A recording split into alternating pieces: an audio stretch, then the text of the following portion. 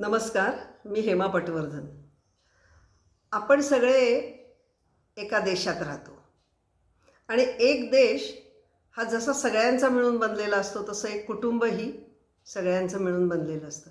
आणि कुटुंब प्रमुख जर चांगला असेल तर ते कुटुंब खरोखर चांगलं असतं. जसं देशाला जर प्रमुख चांगला मिळाला तर देशही कसा सुधारतो, मग कुटुंब का सुधारत नाही? म्हणून माझी एक कविता झाली, एक मोदी पुरेसे. कवितेचं नाव आहे एक मोदी पुरेसे. भारताला एक मोदी पुरेसे. भारताला एक मोदी पुरेसे. पण घराघरात काय? घराघरात एक तरी मोदी व्हावे आणि सर्वांना वठणीवर आणावे.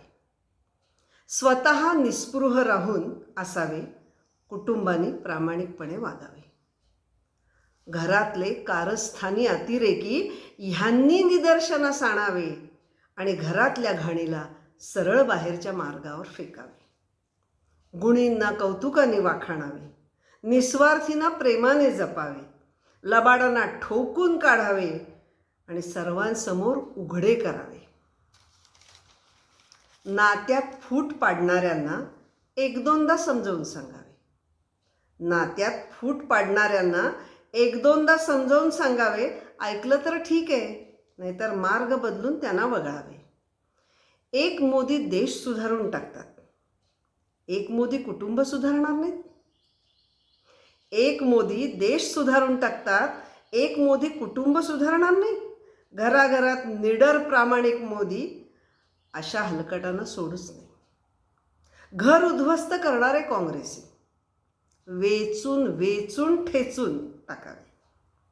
घर उद्ध्वस्त करणारे काँग्रेसी वेचून वेचून टाकावे ठेचून. सत्याच्या लक्ष्मीला स्मरावे, सचोटीचे कमळ वाहून. कसलं काय न कसलं काय, कसलं काय न कसलं काय, जे घरात तेच देशात. कसलं काय न कसलं काय, जे घरात तेच देशात. कळलं तरी मूग गिळतात, कळलं तरी मूग गिळतात. स्वार्थाची पट्टी डोळ्यावर ओढतात. अशा गांधाऱ्या आणि धृतराष्ट्र सत्ता संपत्तीचे लोभी असतात. अशा गांधाऱ्या आणि धृतराष्ट्र सत्ता संपत्तीचे लोभी असतात. आपल्या वारसांसाठी प्रेमांध आणि दुसऱ्यांचे सारे लुबाडतात. सारे मनाचे खेळ खेळून कर्म स्वतःचेच दूषित करतात.